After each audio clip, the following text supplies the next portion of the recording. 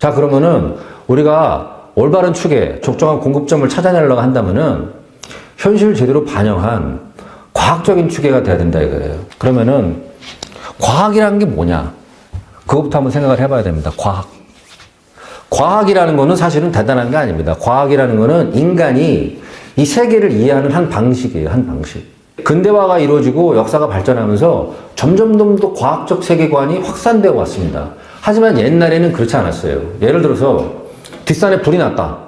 그럼 그걸 어떻게 설명할까요? 왜 불이 났을까? 옛날 사람들은 뭐 이런 거죠. 제우스 신이 화가 나서 부부싸움을 해가지고 화가 나서 냅다 번개를 던졌어. 가지고 산에 불이 났어. 여러분들 지금 이 얘기 들으면 웃으시죠? 옛날 2000 몇백 년 전에 그리스 사람들은 이거를 정당한 설명으로 받아들였어요. 그런 시절이 있었어요. 애는 왜 임신이 되지? 삼신할머니가 점지를 했었잖아. 이해가 안 되세요? 애는 왜 임신이 되지? 복잡한 그 뭐 자연의 신비, 벌의 신비 이런 거 몰라요. 옛날에 어떻게 알아? 삼신할머니가 점지를 해주셨으니까 애가 온 거지. 에? 근데 현대에는 어떻습니까? 현대에는 예를 들어 불이 났다. 야, 이건 자연발화인가 방화인가? 그러면 자연발화라면 예를 들어서 막 건조된 날씨가 있었고 바람이 많이 불어서 가지들끼리 막 부딪혀가지고 끊어진 흔적이나 이런 게 있을 거야. 방화였다면은 누군가 가솔린 그 석유통을 가져가지고 막 뿌리거나 그 흔적이 남아있거나 휘발유통이 남아있거나 누군가 가까운 주유소에서 휘발유를 대량으로 구매한 기록이 남아있을 거야. 가설을 세우죠. 이 가설에 부합하는 증거를 찾아. 그래서 진짜 보니까 어제 불이 났을 때 날씨가 건조했고 바람이 많이 불었고 가지들이 막 서로 간에 마찰을 일으켜가지고 막 끊어지고 막 그랬었어. 그러면 자연발화일 가능성이 높다라는 설명이 나오고, 아, 그게 아니고 날씨 별로 건조하지 않았고 바람도 안 불었는데 보니까 어떤 이상한 사람이 대량으로 휘발유를 사가지고 산으로 들어가더라. 막 증언이 나오는 거야. 그 구매 기록이 나오고. 그리고 가서 불난 데를 보니까 무슨 이 휘발유 흔적들이 막 있는 거예요. 그러면 방화할 가능성이 있죠. 이게 과학적 설명입니다. 과학적 설명에는 세 가지 조건이 필요해요. 첫째는 우리가 이제 validity, 타당성이라고 부르는 것인데, 내가 측정하고 싶은 거, 내가 설명하고 싶은 것을 제대로 설명하고 있냐 이거예요. 예를 들어서 밖에 나 외출해야 되는데 날씨가 추우면 좀 두꺼운 옷을 입어야겠는데? 라고 했을 때 여러분은 온도계를 찾습니까? 습도계를 찾습니까? 온도계를 찾죠. 아, 우리 딸이 지금 애기인데 자꾸 이게 날씨가 건조하고 그러면 습진이 생기네. 어떻게 로션을 좀 발라줘야 되나 말아야 되나 할 때 이때 온도계를 찾습니까? 습도계를 찾습니까? 습도계를 찾죠. 내가 갖고 있는 목적에 따라서 그에 맞는 관찰 도구, 설명 도구를 찾아야 돼요.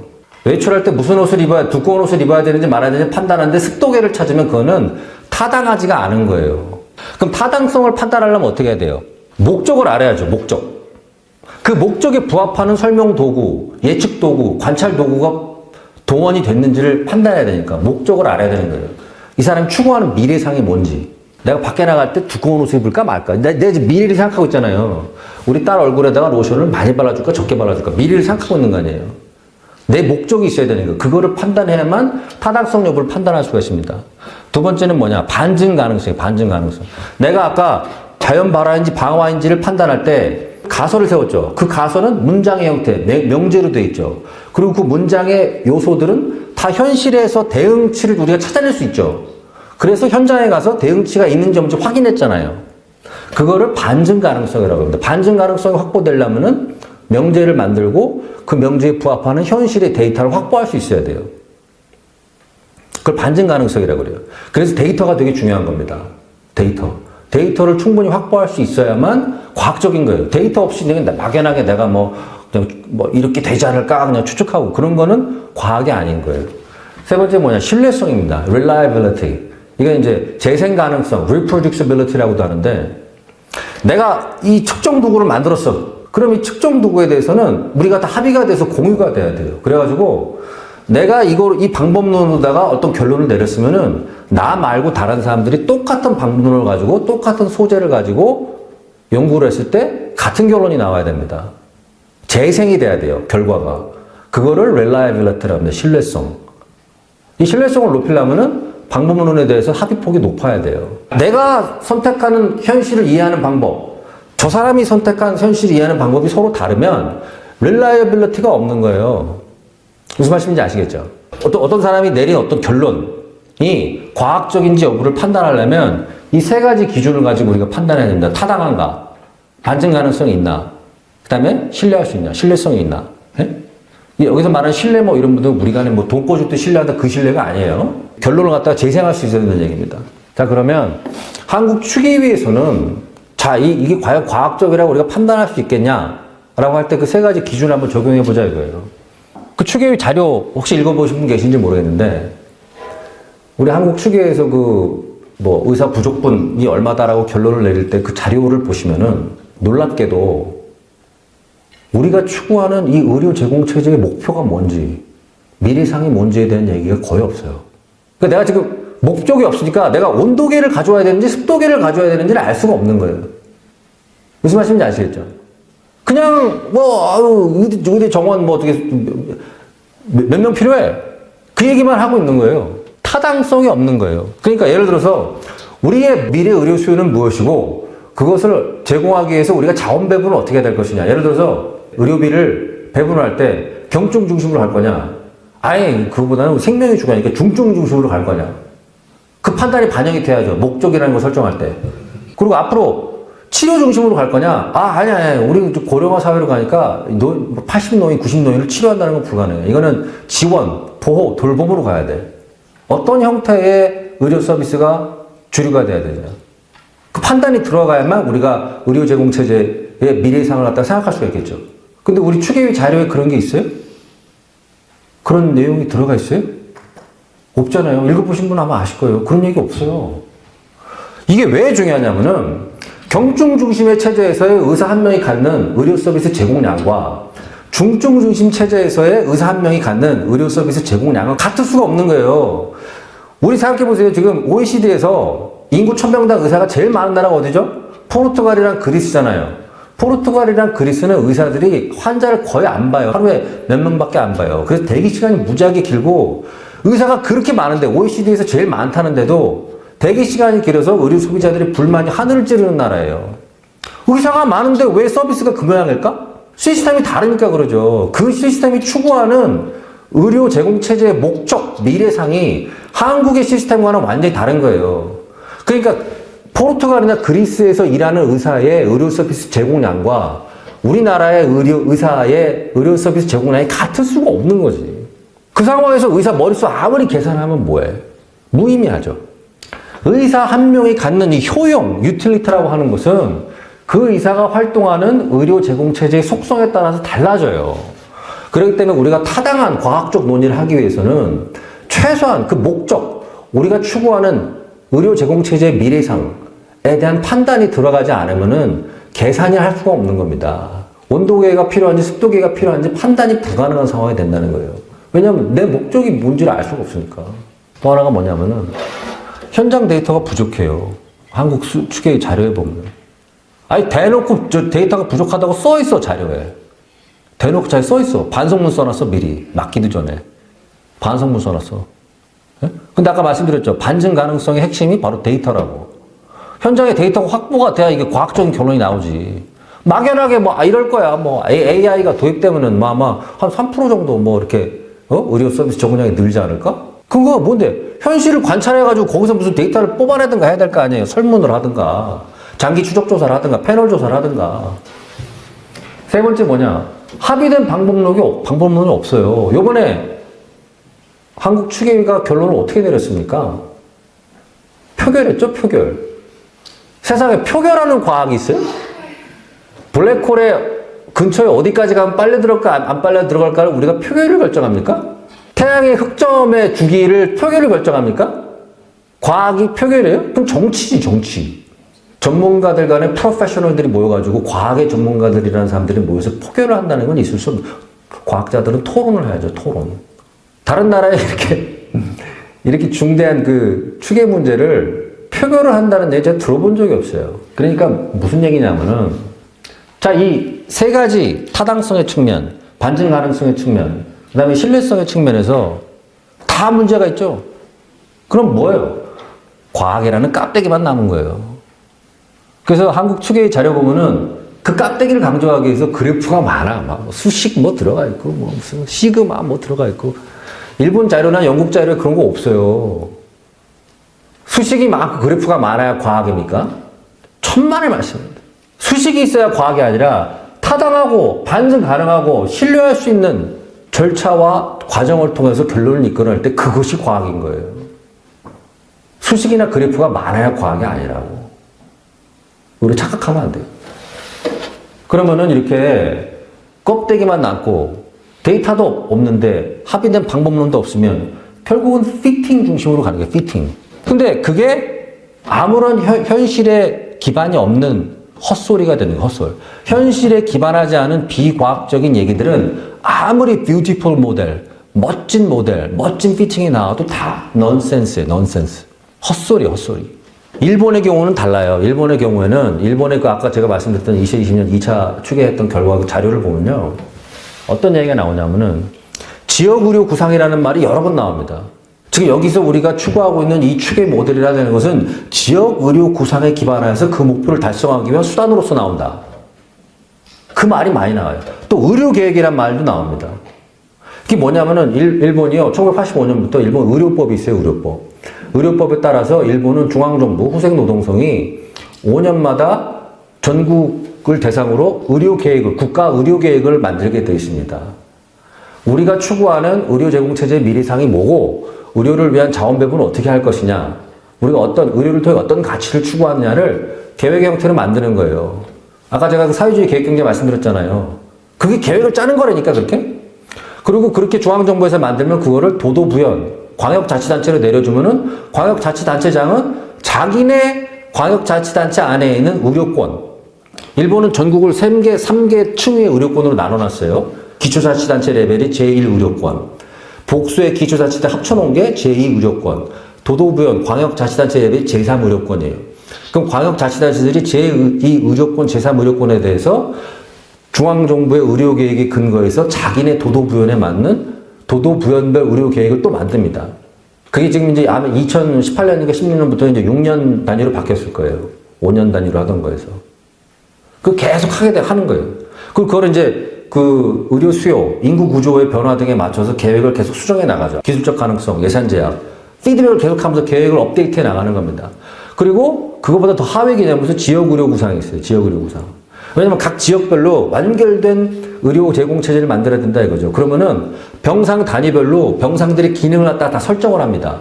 이거는 고도급성기, 급성기, 회복기, 만성기 해가지고 병상들의 기능을 다 분담시켜 놓고 그에 따라서 이 기능을 실현하기 위해서 의료기관 간에 어떠한 협조, 연계가 이루어져야 되는지를 계획의 형태로 만들어요. 그걸 지역의료 구상이라고 합니다. 가장 최근에 지역의료 구상이 가장 그 중요한 과제로 고려하고 있는 사항이 뭐냐면 일본의 단카이 세대 들어보신 적 있을 거예요.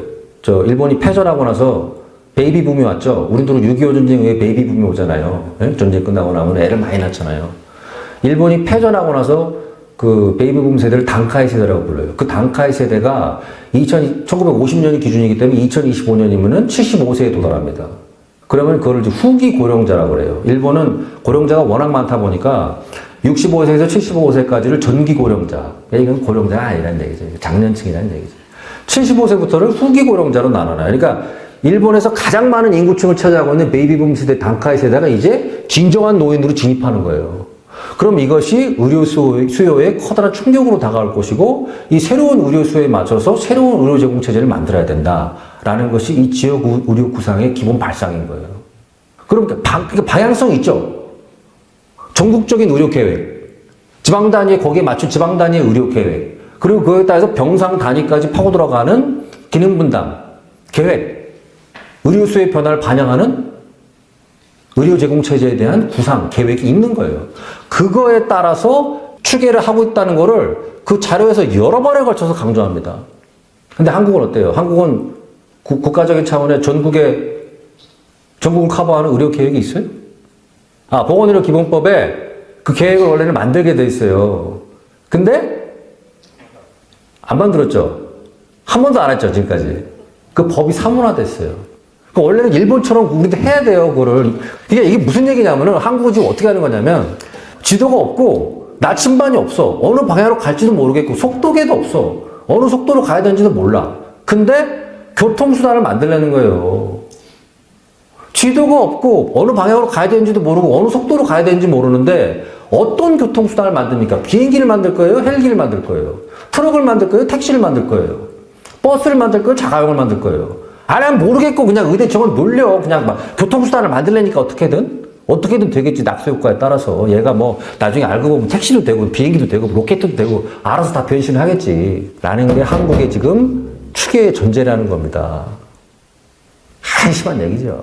한심한 얘기. 그러면은 이 추계를 할 때 아까 제가 말씀드렸잖아요. 과학이 되기 위해 세 가지 조건인데 그 중에 하나가 타당성인데 타당성을 논리하려면 목적과 방향성이 있어야 된다고 했잖아요.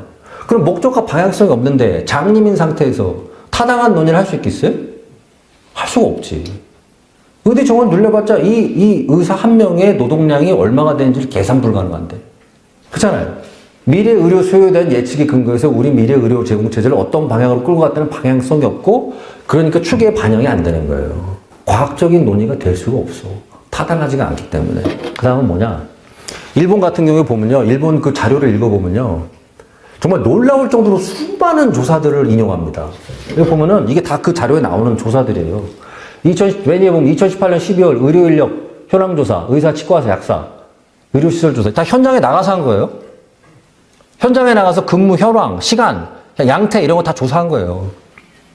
2011년 병상 기능 보고 전국의 병상을 고도급성기, 급성기, 회복기, 만성기로 구분해서 현황 파악했고 지금 이걸 계속해서 변화시켜 나가고 있습니다. 고도급성기와 급성기는 줄이고 회복기를 늘리는 방향으로 끌고 나가고 있는 거예요. 왜냐? 아까 말씀드렸죠. 다가오는 미래의 일본의 의료 수요는 뭐다? 고령자, 단카이 세대. 치료가 아니에요. 노화에 의해서 80이 되고 90이 됐는데 젊은 사람 다루듯이 그걸 완치를 시키겠다. 유능한 의사를 데려가지고 그걸 완치시켜가지고 젊은 사람으로 되돌려주겠다. 이거 불가능하잖아요. 고도급성기, 급성기 수요가 아니라 회복기 수요. 그래서 이거에 근거해서 계속해서 바꿔나가는 겁니다. 병상들의 기능 양태를, 숫자를. 그걸 한다니까? 2011년 개업 서비스 시설 및 사업조사. 이것도 실태조사를 해서 환자조사, 사회의료 진료 행위별 조사. 이것도 다 의료 행위 형태별로 어떻게 변화해 나가는지 그걸 다 변화율을 조사해요. 추적조사, 런지튜드를 하고 뭐 패널도 하고 그래가지고 다 해요. 의사의 일하는 경식 개혁에 관한 검토회가 있어요. 그래가지고 거기서 의사의 실제 노동시간 및 양태도 다 조사합니다. 그리고 가이드라인까지 줘요. 일본이 과로사가 되게 심각하잖아요. 그래서 의사뿐만 아니라 사회 전반적으로 과로사 문제가 사회 문제거든요. 그래서 너무 과도한 노동시간을 이거 통제를 해야 된다는 그 분위기가 있기 때문에 의사도 너무 과도한 노동을 하면 안 된다고 해서 조금씩 나가자는 얘기를 하는 겁니다. 그러한 전제에 근거해서 의사의 바람직한 노동시간이 얼마인지를 계산을 하는 거예요. 그냥 막연하게, 의사의 노동시간이 아마 앞으로는 한 5% 줄지 않을까? 무슨 근거로 그렇게 얘기를 해? 무슨 근거로? 우리나라 그 추계에 나온 자료 보면 정말 막연하기가 짝이 없다니까. 무슨 근거로 그걸 조사하냐 이거예요. 현장 조사를 했어? 아니면 방향성을 가지고 지금 현장을 이렇게 변화시키기 위해서 뭔가를 하고 있어? 그런 게 없어요. 조사를 안 해. 가급적 무슨 막연한 추정. 그 다음에 외삽이라는 게 뭐냐면 엑스트라폴레이션이 내가 이렇게 연구를 하는데 데이터를 아무 차이도 없어요. 그럼 그 유사한 데이터의 과거 추세를 가져가지고 기존 방정식에 끼워 넣는 거예요. 그걸 엑스트라폴레이션이라고 합니다. 그거는 예를 들어서 저 혼자 연구하거나 소규모 연구하는 사람들 경우에는 데이터를 많이 확보를 못 하잖아요. 그러니까 그런 거 하지. 추정치를 집어넣는 거지. 근데 이건 어때요? 지금 우리 국가적 차원의 사업으로 하는 거죠? 의사인력 추계라는 거는. 수많은 전문가들이 달려들고. 그러면 왜 현장 조사를 못 해? 돈 들이고 시간 들여서 하면 되지. 일본은 이 수많은 조사를 2018년부터 시작해가지고요. 의사수급분과에 6년 동안 운영을 하면서 이거를 다 돈과 시간을 들여서 현장에 나가지고 다 조사를 했습니다. 다 설문을 했어요. 여자 의사와 남자 의사의 노동시간이 어떻게 다른가, 의료를 바라보는 시각이 어떻게 다른가, 다 가서 설문을 했다고. 현장에 가서 보고. 그러니까 6년이 걸리죠. 우리처럼 이렇게 뭐 석 달, 넉 달, 뭐 좀 만나서 뭐 그냥 방에서 앉아 꾸적꾸적대면서 얘기해가지고 결론 내리겠다? 이거 어떻게 해? 안 되지. 데이터가 없는 거라고요, 그러니까. 이게 과학적인 연구가 될 수 있어요? 이렇게 해가지고? 그러니까 추계의 사람들도 자기 스스로 이제 얼굴이 낯뜨거운 거지. 그러니까 거기에 데이터가 없다. 이게 반성문 미리 다 써놨다니까? 때리 맞기 전에? 데이터가 없어요. 죄송해요. 그래서 추정했어요. 과거 뭐 추정치 몇 개 가져와가지고 그것도 정확하지도 않은 거야. 지금 우리나라는 의사들의 근무 시간에 대한 현장에서 확보된 통계가 있어요, 없어요? 통계치. 있습니까? 없습니까? 없죠. 그러니까 우리 추계 자료 보면 일수로 나오잖아요. 데이터가 확보가 안 됐으니까. 일본은 다 있어요. 다 있어. 왜 있냐? 그걸 파악을 한 거예요. 획득을 한 거라고. 그 사람들이 무슨 마법을 부린 게 아니에요. 돈과 시간을 들여서 데이터를 확보를 했다고. 현실을 이해하기 위해서. 근데 우리는 안 하잖아요. 그리고 없어도 뭐 그냥 뭐 없으면 뭐 대충 해. 뭐 그냥 막연하게 추측하거나 뭐 엑스트라폴레이트 해. 뭐 가지고. 그러니까 엉뚱한 결론이 나오지. 최근 한 10년, 20년간 뭐 요양병원 생기고 그러면서 엄청나게 수요가 막 늘어났잖아요. 의료 수요.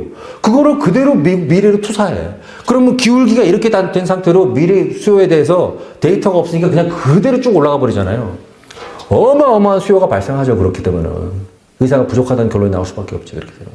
한국은 한국 그 추계의 자료 12쪽에 나오더라고. 장기 시계열 자료 확보의 한계. 내가 그래서 얼마나 웃었는지, 왜 한계인데? 당신들이 이거를 서너 달에 결론을 내려고 그러니까 한계지. 일본처럼 돈 들이고 시간 들여서 6년 동안 해봐. 왜 한계야? 다 하면 되는데. 일본도 한대. 우리는 왜 못해, 맨날. 왜 한계인데? 근무일수나 생산성도 관측 불가능한 과정? 왜 관측 불가능해요? 일본은 다 하는데, 현장 점검해서? 그리고 추계 결과를 무슨 뭐 한 번 해가지고, 일본 아까 말씀드렸다시피 추계 한 번 하고 기초 데이터 보관해서 한 번 더 했다고 말씀드렸죠. 2년 뒤에. 우리는 그렇게 하면 안 돼요? 이게 어마어마한 돈이 걸린 문제인데? 이 추계가 틀리면 심각한 문제가 발생한다고. 왜 그렇게 정확하게 하면 안 되는데? 이게 무슨 뭐 박사과정생 한두 명이 모여가지고 그냥 심심풀이를 하는 연구예요? 국가적 차원의 사업 아니야. AI 원격으로 무슨 PA 활용도 이런 거 앞으로 기술 발전이 되면은 AI라든가 각종 무슨 뭐 기술 나오고 그 다음에 의료 수요의 변동에 따라서 의사가 할 일을 의사 위의 직역으로다가 시프팅, 이월해주고 여러 가지 기술적 변화들이 발생할 거로 우리가 예상이 되죠. 그거를 반영했어요, 안 했어요? 거기 보면은 우리 추계의 참고자료 뒤에 나오더라고. AI는 영향을 미칠 것 같긴 한데 미래에 이걸 하나의 수치로다가 정량화가 어렵대. 그렇게 써놨어요. 근데 일본 측 자료에는 AI가 미치는 의료 공급량 증가 효과가 베이스라인이 7%예요. 그리고 그 외에 이 7% 목표를 기준치보다 2년 반 빨리 달성하는 시나리오, 5년 빨리 달성하는 시나리오, 3개로 나눠놔가지고 그거에 근거해서 계산을 해요. 일본은 계산을 하는데 우리는 왜 못하냐고. 변명해, 변명? 그러니까 이게 참 답답한 거예요. 이거 보고 있으면은. 이게 왜 못하냐 이거지. 여러분, 이 기술 발전이 도대체 앞으로 얼마나 많이 의사 1인당 의료 서비스 공급량을 늘릴 수 있을지 사실은 정확히는 알기 힘들어요. 하지만 수치화할 수 없으니까 그 효과를 없는 거로 치자라고 한다는 건 말이 안 되는 거죠. 여러분 생각해 보세요. 25년 전에 여기 계신 분들 다 25년 전에 어딘가 계셨잖아요. 다 전화기 한 대씩 가지고 있었죠. 그때 스마트폰이 있었어요? 없었어요? 25년 전에. 생각해보세요. 25년 전에 스마트폰도 없었어. 생각해보면. 스마트폰이 우리의 삶과 노동의 효율성을 얼마나 많이 바꿨습니까? 여러분 부인할 수 있어요? 근데 앞으로 25년, 30년 뒤에는 어떻게 된다? 모르겠다? 수치화를 못하겠어? 계산을 못하겠다? 그건 지나치게 방어적인 얘기죠. 다른 나라들도 하는데 이게 한국의 추계 담당자들은 현장 데이터가 없다고 불만을 토로할 뿐이지 현장 데이터를 일본처럼 확보하겠다는 의지가 안 보여요. 그냥 처음부터 막연한 그 추측에 근거해서 소설을 쓰겠다고 작심한 것 같아. 좀 심하게 말하면 이 사람들 그냥 몇 달 만에 승부를 보겠다. 왜 그렇게 몇 달 만에 이 중요한 문제를 승부를 봐야 되는지도 모르겠고 이해가 안 돼요. 과학의 기본 조건 중에 하나가 reliability라고 말씀드렸잖아요. 재생 가능성. 그러려면 방법론에 대해서 합의가 된다고 말씀드렸죠. 일본 측 자료를 보면요. 그 자료에 이 표현이 여러 번 나오는데 여기에 담겨있는 방법론에 대해서는 의사수급 분과의 멤버들 간에 일본말로 료쇼오에다 합의를 얻었다. 인정을 받았다. 그러니까 만장일치가 이루어졌다는 얘기죠. 그 얘기가 나와요. 그게 왜 중요하냐면 그게 아까 말씀드렸다시피 과학의 중요한 조건인 reliability 문제와 관련이 있기 때문에 그런 거예요. 방법론에 대해서 합의가 안 되면 reliable한 연구가 나올 수가 없어요. 내 방법론과 저 사람의 방법론이 다른데 어떻게 재생 가능한지를 어떻게 확인을 해.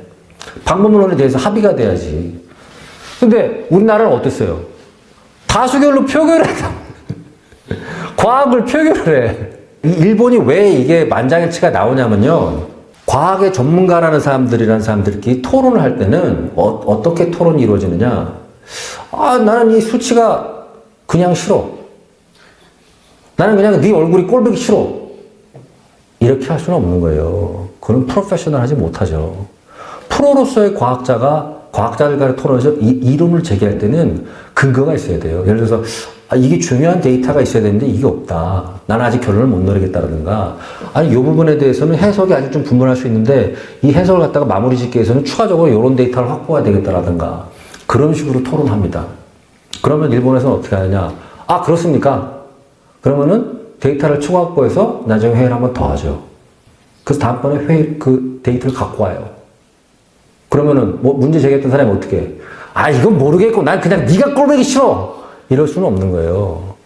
그건 내가 프로가 아니라는 얘기밖에 안 돼. 그러면 그렇게 해서 데이터를 계속 축적하고 이 제기된 의견에 대해서 답을 찾아가면서 회의를 거듭하면 어떻게 되죠? 결국은 만장일치로 갑니다. 과학자들 간의 합의라는 건 그렇게 이루어지는 거예요. 그래서 일본의 의사수급 분과에는 6년 동안 무려 40번이나 회의를 했어요. 6년에 40. 우린 6개월인가 했나요? 6개월 동안 12번 한 건가? 그것도 뭐 데이터도 뭐 거의 없고, 데이터 추가 확보 노력도 없고, 그냥 뭐 자기들끼리 뭐 피팅 가지고 뭐 말싸움이나 좀 하고, 뭐 모델이 알이 막아줬네, 뭐 쌀이 막아줬네, 뭐 그 토론하고. 그러니까 우리처럼 이렇게 표결로 하는 방법론을 정하고 막 표결로 하는 그런 논의에서는 렐라이빌리티가 없는 거예요. 방법론에 대해서 합의가 돼야 된다. 자, 그럼 이제 뭐가 문제인지 여러분 아시겠죠? 내가 과학의 기본 요건이 세 가지라고 말씀드렸잖아요. 타당성, 반증 가능성, 데이터의 확보, 그 다음에 reliability, 재생 가능성, 연구 결과의 재생 가능성 말씀드렸잖아요. 그리고 일본 측 자료를 보니까 그 부분을 세심하게 고려해서 과학적 기반을 단단하게 다져가지고 6년 동안 40번 회의를 해서 결론을 내렸다. 근데 우리는 어떻다? 목표가 없고, 지도도 없고, 나침반도 없어. 타당한 논의를 하기가 힘들어요. 데이터가 없어. 데이터가 다 막연한 추측, 외삽, 반증 가능성이 떨어지죠. 방법론에 대해서 합의가 안 돼가지고 전문가라는 사람들끼리 표결을 했어. 렐라이빌리티가 떨어지는 거죠. 그 결론에 대해서. 재생 가능성이 떨어지는 거 아니에요. 제가 그래서 우리 추계위의 결론이 과학적이라고 말하기가 없다고 저는 그렇게 판단하는 겁니다. 그래서 아까 제가 말씀드렸다시피 과학이라는 요소가 날아가고 나면요, 뭐가 남냐면 아름다움을 추구하는 것만 남아요. 아름다움. 알이 막아줬네, 쌀이 막아줬네, 뭐가 뭐 예쁘게 나오네. 그 한국 추계의 자료에 보면 그래프 많아요. 뭐 수식만 해놓고 무슨 뭐 통계학 지식 자랑하는 거야, 뭐야. 일본 자료에 보면 그런 거 거의 안 나와요. 영국 자료도 안 나와요. 이 피팅이라든가 모델에 집착하게 되면 무슨 일이 벌어지냐면요, 현실의 왜곡이 아주 심각한 상태로 다가 그냥 달나라로 가버릴 수가 있어. 왜냐하면 현실의 변화는요, 선형이 아닙니다. 안타깝게도. 현실의 변화는 비선형인 경우가 많아요. 기하급수적으로 막 변하거나, 심지어 폴트 라인, 단층이 발생하는 경우가 많아요. 확 점프가 되거나. 아까 제가 그 아이폰의 예를 들어드렸는데, 스마트폰이 도입되기 전의 세상과 그 이후의 세상의 노동 효율성이라는 거는 단층에 있는 거죠. 점프가 확 오니까. 기술적 발전은 그런 식으로 오는 경우가 많거든요. 선형이 아니라고. 선형의 피팅, 모델의 뷰티풀, 모델의 아름다움이 집착할 경우에 잘못하면 심각한 왜곡이 발생할 수 있어요. 근데 모델에만 집착하는 사람들은 그 피팅, 개수, 이런 것만 집착한단 말이에요. 일본 그 추계 자료를 보면요, 그래프나 수식 많이 안 나오고요. 오히려 이렇게 말로다가 설명해 놓은 그 장기 변수 같은 거는 시나리오 접근을 많이 합니다. 왜냐하면 이게 1년, 2년을 예측하는 게 아니라 10년, 20년, 30년을 예측해야 되잖아요. 그러면 변수가 너무 많기 때문에 하나의 모델로다가 이걸 쌈박하게, 뷰티풀하게 정리하기가 되게 힘들어요. 경우의 수를 다 따져가지고 시나리오별로 접근해야 되는데 그러면 이제 모델이 지저분해지지.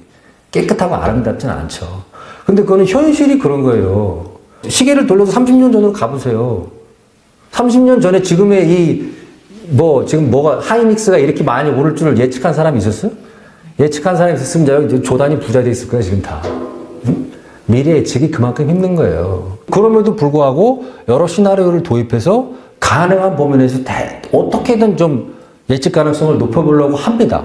근데 그런데도 한계가 있어요. 그러면은 시나리오들이 너무 많아져서 모델이 복잡해지면 어떻게 하느냐? 그럼 어떻게 하죠? 그럴 때 바로 정책적 판단이 필요한 겁니다. 아까 맨 처음에 얘기했던 그 목적 방향성으로 돌아가서 정책 예산을 쥐고 있는 사람들, 그 정무적인 판단이 거기서 필요한 거예요.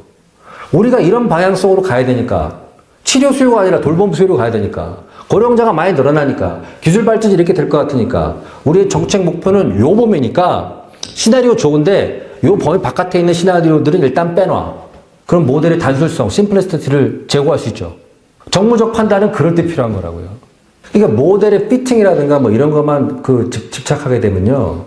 케이스가 많고 변수가 적은 경우에는 그런 접근이 나름대로 유의미할 수 있어요. 의미 있는 결론을 낼 수가 있다고. 단기적인 예측에 있어서. 근데 이렇게 의사인력 추계처럼 엄청나게 많은 변수가 돌아가고 정책의 전달 경로가 무지하게 길고, 전달 경로가 뭐냐면은 여기서 버튼을 눌렀을 때 정책 결과가 나올 거 아니에요. 의대 정원을 늘렸을 때 의사가 뽕 나올 거 아니에요. 그게 기본 한 15년 되는 거잖아요. 의사 인력 수급 정책이라는 거는 이게 정책 전달 경로가 무지하게 긴 거예요. 15년 이상이 걸리기 때문에. 그 사이에 의료 환경이 어떻게 바뀔지 어떻게 알아. 그걸 인간이 신이 아닌데 어떻게 그걸 다 예측을 합니까? 대단히 불확실한 거라고. 그러니까 장기에 걸쳐서 수없이 많은 변수가 작동하고 이런 상황에서는 그 케이스 수 늘려가지고 몇 가지 변수에 집착하는 그런 모델은 한계가 있는 거예요. 그런 거로 접근하면 안 된다 이거지.